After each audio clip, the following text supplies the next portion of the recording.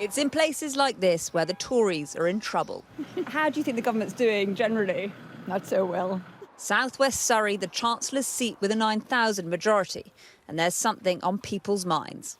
Mortgages, I do care about. We're concerned about the cost of living. I've got 2 children to support.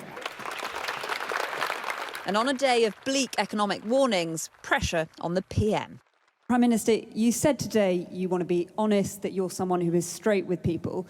Are you being straight when you say that everything is going to be OK, that we're 100% going to get through this, that you will halve inflation by the end of the year? Do you regret making that a personal priority?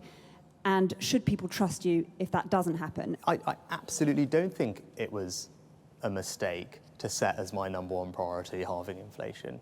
Right? I am ambitious for our country and I want to deliver on the things that are going to make most difference to all of you and your families. And we've got to get inflation down. And at the time I set that target, actually, lots of people said it wasn't ambitious enough, that it was too easy.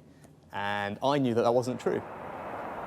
Again and again, the Prime Minister said the road ahead isn't going to be easy. It was a pretty downbeat message, but can he turn gloom into optimism in time for the next election?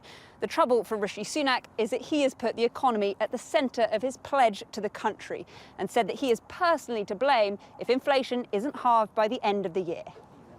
Also taking questions, the man who could soon be in power in Uxbridge as Labour tried to close in on Boris Johnson's old seat.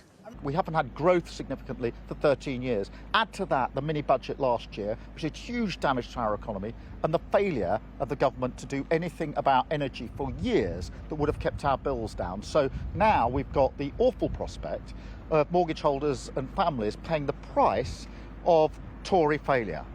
And Labour's argument seems to be resonating. I think that there is a lot of money moving around, and none of it seems to be hitting the people that actually need to be receiving it.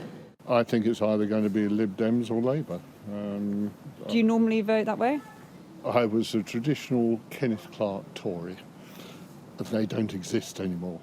It's not clear either party has the answer, but it is Conservative MPs uneasy, looking over their shoulder in places like this. Ali Fortescue, Sky News.